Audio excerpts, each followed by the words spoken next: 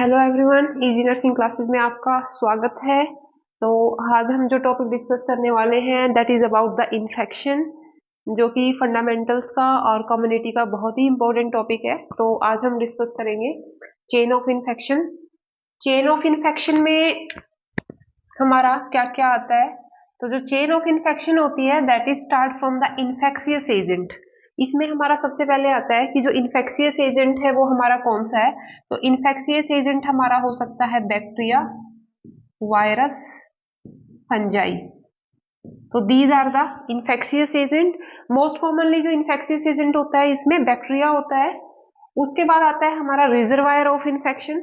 Reservoir का मतलब होता है कि नेचुरल हैबिटेट जो है, नेचुरल हैबिटेट कि वो वायरस, बैक्टीरिया, फंजाई किसके अंदर है, कहां पर है, उसका जो नेचुरल हैबिटेट है उसको हम रिजर्वायर बोलते हैं। और जो रिजर्वायर होता है वो क्या हो सकता है, ह्यूमन बीइंग हो सकता है, एनिमल हो सकता है, कोई भी सरफेस हो सकता है, कोई भी ऑब्जेक्ट हो सकती है। तो ये इन सबको हम बोलेंगे रिजर्वायर। वाटर हो सकता है, वाटर के अंदर भी हो सकता है इन्फेक्शन। तो जो नेचुरल हैबिटेट है that is called the reservoir of the infection. Air के अंदर भी हो सकता है, जो रिजर्वायर है एयर के अंदर भी इन्फेक्शन हो सकता है, तो उसको हम बोलेंगे रिजर्वायर। जब रिजर्वायर से जो इन्फेक्शन है, जहां पर इन्फेक्शन नॉर्मली प्रेजेंट है, तो वहां से जब इन्फेक्शन है वो बाहर निकलता है तो that is called portal of exit. जिस रूट से वो बाहर निकलेगा that route is called portal of exit. Portal of exit हमारा मोस्ट कॉमनली क्या होता है, रेस्पिरेटरी सिस्टम होता है, क्योंकि जो इन्फेक्शन होता है that is spread by droplet infection, by coughing, sneezing, talking. तो जो मोस्ट कॉमन रूट होता है पोर्टल ऑफ एग्जिट अगर हम बोलें तो that is the respiratory system हो सकता है हमारा। गैस्ट्रोइंटेस्टाइनल सिस्टम के थ्रू इन्फेक्शन है वो एग्जिट हो सकता है, जैसे कि फीसस के थ्रू है। यूरिनरी सिस्टम में जैसे यूरिन के थ्रू जो है वो इन्फेक्शन है वो एग्जिट कर रहा है, ठीक है। या फिर रिप्रोडक्टिव सिस्टम है, वहां से एग्जिट कर रहा है। तो these are the portal of exit, ठीक है। पोर्टल ऑफ एग्जिट हमारे क्या क्या हो सकते हैं, डायरेक्ट कांटेक्ट से भी हो सकता है, ड्रॉपलेट से हो सकता है हमारा, ठीक है। तो इनको हम पोर्टल ऑफ एग्जिट बोलेंगे कि किस रूट से जो इन्फेक्शन है वो अपने नेचुरल हैबिटेट यानी कि रिजर्वायर से बाहर निकल रहा है और इन्फेक्शन कोज कर रहा है, तो that is called portal of exit, ठीक है। तो मोस्ट कॉमनली रेस्पिरेटरी और गैस्ट्रोइंटेस्टाइनल रूट होता है, उससे जो होता है, जो इन्फेक्शन होता है, इन्फेक्शियस एजेंट होता है वो बाहर निकलता है। उसके बाद हमारा आता है mode of transmission. Mode of transmission में हमारा है कि किस मोड में जो है वो ट्रांसमिट हो रहा है इन्फेक्शन। तो ये हमारी जो मोड ऑफ ट्रांसमिशन होती है, दो तरह के मोड ऑफ ट्रांसमिशन है हमारी। एक होती है हमारा डायरेक्ट ट्रांसमिशन, एक होता है हमारा इनडायरेक्ट ट्रांसमिशन। डायरेक्ट ट्रांसमिशन में जो इन्फेक्शन है वो डायरेक्ट कॉन्टेक्ट से स्प्रेड हो सकता है।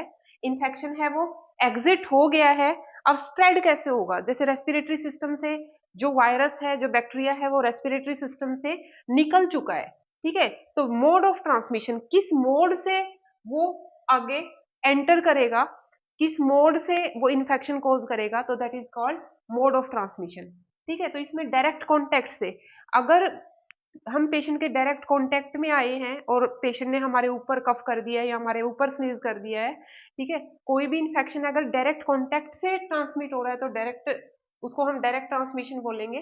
ड्रॉपलेट स्प्रेड हो सकता है by coughing, sneezing, talking. Contact with soil, soil के अंदर जो स्पोर होते हैं वो माइक्रो ऑर्गेनिज्म के स्पोर प्रेजेंट है सॉइल के अंदर, और जो सोल है वो हमारी बॉडी के अंदर कोई वूंड है उसके कांटेक्ट में आई है, तो that cause the infection. Inoculation into the skin, जो माइक्रो ऑर्गेनिज्म हो रहा है वो डायरेक्ट इनोकुलेट हो गया है, यानी कि डायरेक्ट उसने स्किन को पंचर करके डायरेक्ट स्किन के अंदर एंटर कर गया है, तो that is inoculation into the skin. या फिर हो सकता है वर्टिकल ट्रांसमिशन। वर्टिकल ट्रांसमिशन का मतलब होता है ट्रांसप्लेसेंटल ट्रांसमिशन, यानी कि जो माइक्रो ऑर्गेनिज्म है, जो इन्फेक्शियस एजेंट है that is transmit directly from mother to foetus. अगर प्लेसेंटा के थ्रू ट्रांसमिट हो रहा है तो उसको हम वर्टिकल ट्रांसमिशन बोलते हैं, ठीक है। जैसे कि हेपेटाइटिस बी का ट्रांसमिशन, ठीक है। तो वर्टिकल ट्रांसमिशन है जो मदर से फीटस में प्लेसेंटा के थ्रू इन्फेक्शन है वो ट्रांसमिट हो रहा है। ठीक है। फिर हमारा आता है इनडायरेक्ट ट्रांसमिशन में। इनडायरेक्ट ट्रांसमिशन का मतलब होता है कि डायरेक्टली कांटेक्ट में आने से जो है वो स्प्रेड नहीं हो रहा है, बल्कि इनडायरेक्ट मेथड से स्प्रेड हो रहा है। इसमें सबसे पहले हमारा आता है विकल बोरन। विकल बोरन का हमारा मतलब क्या होता है कि जैसे किसी पेशेंट को इन्फेक्शन है, पेशेंट को वॉमिटिंग हुई, डायरिया हुआ, तो पेशेंट का जो इन्फेक्शियस एक्सरेटा है उसके ऊपर क्या होता है, कोई फ्लाई आकर वहां पे बैठ गई है, और वो फ्लाई के जो है, फ्लाई के जो विंग्स होते हैं उसके ऊपर जो इन्फेक्शियस एजेंट है वो अटैच हो गया है, और वही फ्लाई वहां से उड़कर कहाँ बैठ गई है, खाने पीने की चीजों पर बैठ गई है, और वो जो खाने पीने की चीजें हैं वो हमने इंजेस्ट कर ली है, तो दैट कॉज द इन्फेक्शन। तो दिस इज कॉल्ड द विकल बोर्न। ठीक है, कि कोई विकल का काम कर रहा है इन्फेक्शन को स्प्रेड करने के लिए, तो दैट इज कॉल्ड द विकल बोर्न ट्रांसमिशन ऑफ इन्फेक्शन। उसके बाद आता है एयरबॉर्न ट्रांसमिशन। एयरबॉर्न ट्रांसमिशन के अंदर की पूरी एयर के अंदर ही इन्फेक्शियस एजेंट प्रेजेंट है, और नॉर्मली हम ब्रीथ कर रहे हैं तो जो इन्फेक्शियस एजेंट है वो हमारे अंदर चला गया है, और दैट कॉज द इन्फेक्शन। जैसे कि एयरबॉर्न इन्फेक्शन जो होता है दैट इज पल्मोनरी टीबी। जो पल्मोनरी ट्यूबरक्लोसिस का इन्फेक्शन है वो एयरबॉर्न इन्फेक्शन है, और इसके अलावा जो चिकन पॉक्स का इन्फेक्शन है that is also airborne infection. उसके बाद है वेक्टर बोर्न। वेक्टर बोर्न का मतलब है कि ह्यूमन बीइंग को छोड़कर कोई और वेक्टर भी है जो डिजीज को ट्रांसमिट करता है। ठीक है, जैसे कि जो है, जो डेंगू का वायरस होता है that is transmitted by the mosquito. तो mosquito is a vector to transmit the virus of the dengue. Dengue is a viral disease, तो उसको ट्रांसमिट कौन करता है, एडिस एजिप्टी होता है, दैट इज ए प्रोटोजोआ। तो उसको एडिस एजिप्टी जो होता है उसको ट्रांसमिट करता है मॉस्किटो होता है, और जो मलेरिया का जो पैरासाइट होता है उसको ट्रांसमिट करने का काम करता है, तो that is a vector borne disease. ठीक है, डेंगू है, मलेरिया है, जैपनीज एनसेफलाइटिस है, all these are the vector borne disease. फिर है फोमाइट बोर्न। फोमाइट बोर्न का मतलब क्या होता है कि हमने किसी की टॉवल यूज कर लिया है, किसी के क्लॉथ्स यूज किए हैं, किसी का हैंकी हमने यूज किया है, किसी भी इन्फेक्शियस पेशेंट की जो चीजें हैं वो हम यूज कर रहे हैं, और उसके थ्रू इन्फेक्शन अगर स्प्रेड हो रहा है तो that is infection is called fomite borne infection. ठीक है, किसी का टॉवल यूज किया है आपने, किसी का आपने क्लॉथ्स यूज किए हैं, किसी का हैंकी यूज किया है, तो the infection is spread bye fomite. ठीक है, तो इनको फोमाइट बोर्न इन्फेक्शन हम बोलते हैं। तो these are the mode of transmission of infection. ठीक है, जैसे ड्रॉपलेट में यहाँ पे रहेगा, जैसे कि ड्रॉपलेट इन्फेक्शन में आता है diphtheria, pertussis, rubella, measles, all these are the droplet spread infection. ठीक है, मोड ऑफ ट्रांसमिशन के बाद हमारा आता है पोर्टल ऑफ एंट्री, कि किस एंट्री से जो इन्फेक्शियस एजेंट है वो किसी दूसरे में एंटर कर रहा है, किस रूट से एंटर कर रहा है, that is portal of entry. तो पोर्टल ऑफ एग्जिट जो है और पोर्टल ऑफ एंट्री है वो दोनों सेम होते हैं, यानी कि जिस रूट से एग्जिट कर रहा है दूसरे में, उसी रूट से जो इन्फेक्शियस एजेंट होता है वो एंटर करता है। ठीक है, जैसे रेस्पिरेटरी सिस्टम में हमने कहा बाय ड्रॉपलेट इन्फेक्शन जो है वो एग्जिट करता है, और जो ड्रॉप्स होती हैं वो इनहेल कर लेता है जो दूसरा है रेस्पिरेटरी सिस्टम में, और जो इन्फेक्शन है वो अंदर चला जाता है। तो जो पोर्टल ऑफ हमारी एंट्री होते हैं that are the respiratory system, gastrointestinal system जैसे कि फीसस है, फीसस के थ्रू है, तो हमारा यूरिनरी सिस्टम जैसे यूटीआई हो जाता है कई बार। ठीक है, और इसके अलावा हमारा रिप्रोडक्टिव सिस्टम। तो all these are the portal of entry, इनके थ्रू जो माइक्रो ऑर्गेनिज्म है, जो इन्फेक्शियस एजेंट है वो एंटर करता है बॉडी के अंदर, तो ये दोनों सेम रहेंगे। उसके बाद हमारा आता है ससेप्टिबल होस्ट, जिसके अंदर जो है वायरस या बैक्टीरिया या फंजाई जो है वो जाकर एंटर करके डिजीज कॉज कर रहे हैं, that is called the susceptible host. ठीक है, जिसके अंदर जाके ग्रो करना शुरू कर दिया है, इन्फेक्शियस एजेंट है वो मल्टीप्लाई करना शुरू कर देता है, तो that is called the susceptible host. तो ससेप्टिबल होस्ट के अंदर जो माइक्रो ऑर्गेनिज्म होगा वो मल्टीप्लाई करना शुरू कर देगा, डिजीज कोज करेगा और सिम्टम आने शुरू हो जाएंगे।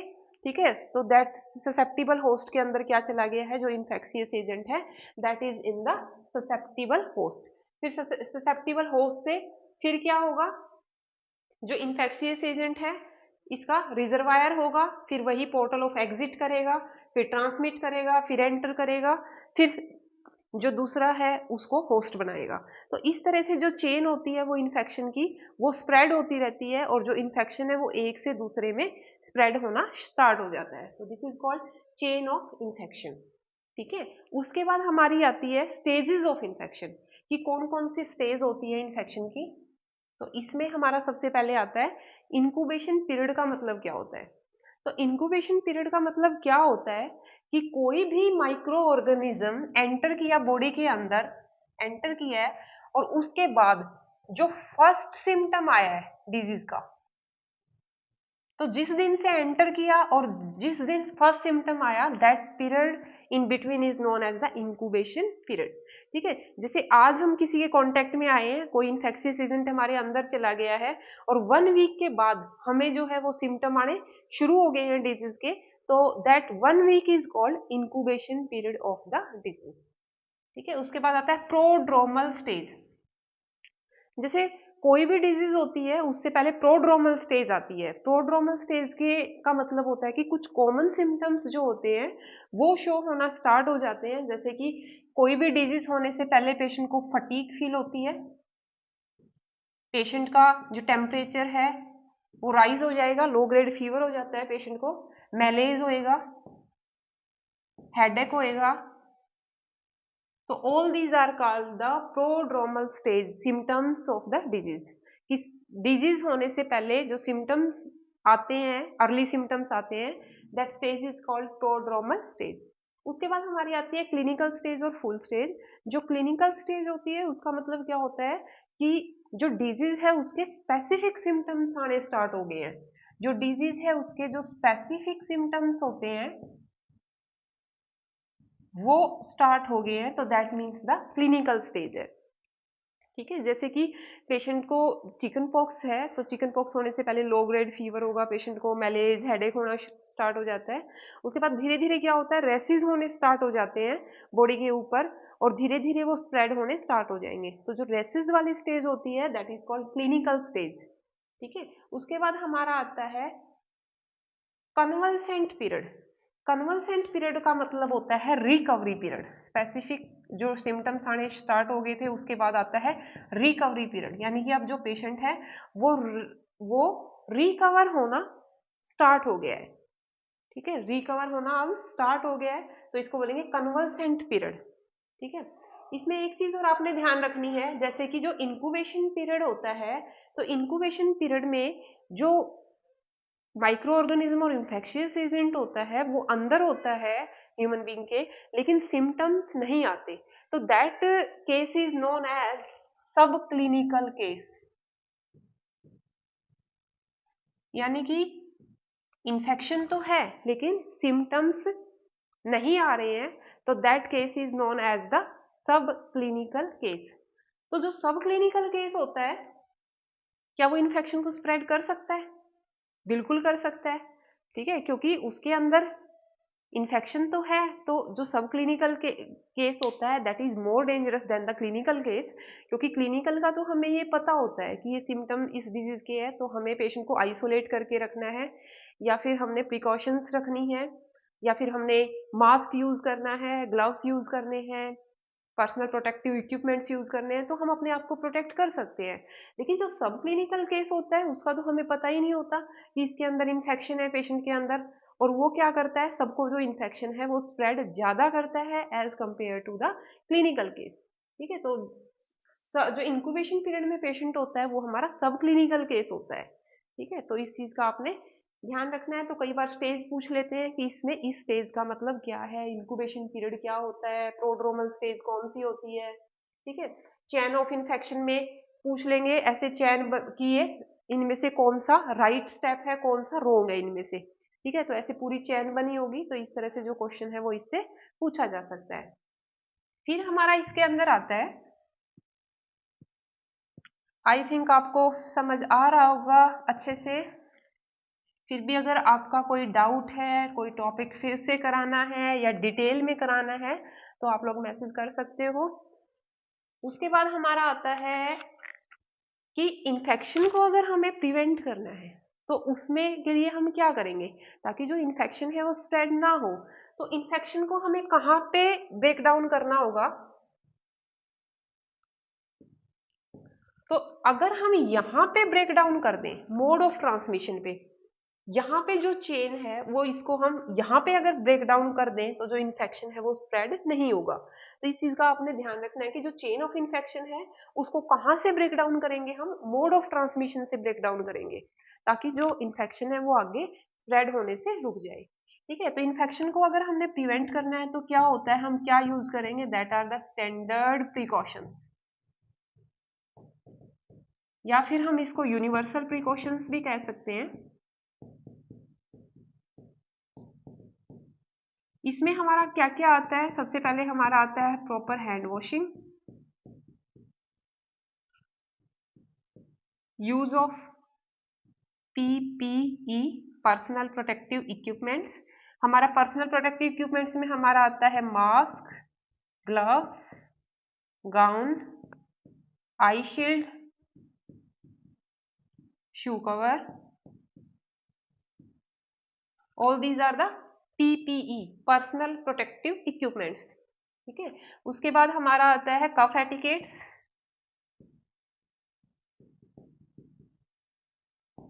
कफ एटिकेट्स का मतलब होता है कि हमें डायरेक्ट किसी के ऊपर कफ नहीं करनी है, डायरेक्ट स्नीजिंग नहीं करनी है। तो पहले क्या होता था, जैसे हैंड्स का यूज करते थे ऐसे कफ करने के लिए, तो आजकल गाइडलाइंस चेंज हो गई है, अगर आपने कफ करना है या स्नीज करना है तो आपको ऐसे करके अपनी एल्बो यूज करनी है फॉर कफिंग एंड स्नीजिंग। ठीक है, क्योंकि अगर हाथ हम मुंह के आगे रखते हैं तो जो इससे हाथ है हम सब जगह टच करेंगे तो जो इन्फेक्शन है वो ज्यादा स्प्रेड होगा।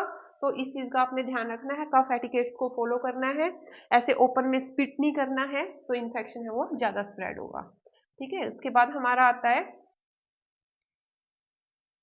Proper disposal of biomedical waste. जो बायोमेडिकल वेस्ट जनरेट होता है हॉस्पिटल के अंदर, जितना भी वेस्ट उसको हमने प्रॉपर डिस्पोज ऑफ करना है, प्रॉपर सेग्रीगेशन करना है टू प्रिवेंट द इन्फेक्शन। इसके बाद हमारा आता है इसके अंदर एनवायरमेंटल क्लीनिंग,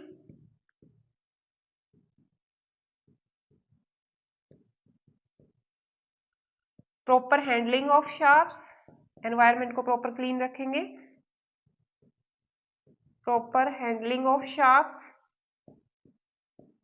जैसे कि नीडल्स वगैरह है उनको प्रॉपरली डिस्कार्ड करेंगे, अगर नीडल स्टिक इंजरी को प्रिवेंट करेंगे, शार्प्स को प्रॉपर हैंडल करेंगे ताकि नीडल स्टिक इंजरी ना हो। ठीक है, प्रॉपर हैंडलिंग ऑफ शार्प्स आता है हमारा इसके अंदर to prevent the needle stick injury. ठीक है, एनवायरमेंटल क्लीनिंग आएगा हमारा, cough etiquettes, use of PP, hand washing आएगा, प्रॉपर हैंड वॉशिंग करके हम जो है इन्फेक्शन को प्रिवेंट कर सकते हैं। जो चेन ऑफ इन्फेक्शन है अगर उसको हमने ब्रेक डाउन करना है तो hand washing is the most effective method to break down the chain of the infection. बार बार अगर हैंड वॉश कर रहे हैं तो इन्फेक्शन की चेन को ब्रेक डाउन हम कर सकते हैं, सबसे इफेक्टिव मेथड होता है ये वाला हमारा। तो all these are the standard precaution और universal precaution to prevent the spread of infection. ठीक है, तो these are very important. Standard precautions क्या होती है, यूनिवर्सल प्रिकॉशंस कौन कौन सी हमें फॉलो करनी होती है to prevent the spread of the infection. ठीक है, तो all are these about the infection, chain of infection, stages of infection, mode of transmission and standard precaution और द यूनिवर्सल प्रिकॉशंस। ठीक है, उसके बाद है हमारा जो है फंडामेंटल्स के, हमने इंपॉर्टेंट टॉपिक काफ़ी कवर कर लिए हैं और जो रह गए हैं वो भी हम जल्दी ही कवर कर लेंगे फंडामेंटल्स के। इसके अलावा फिर भी कोई टॉपिक अगर यूं है कि रह जाता है या फिर करना है तो आप मैसेज कर सकते हैं, वो टॉपिक हम आपका कवर करवा देंगे। या कुछ पूछना है तो आप मैसेज छोड़ सकते हैं, आपकी जो भी क्वेरीज होगी उसका हम अच्छे से आंसर करेंगे। ठीक है, तो चैनल को ज़्यादा से ज़्यादा लाइक कीजिए, सब्सक्राइब कीजिए, जिससे कि नोटिफिकेशन है वो आपके पास कंटिन्यू आती रहे। Thank you very much.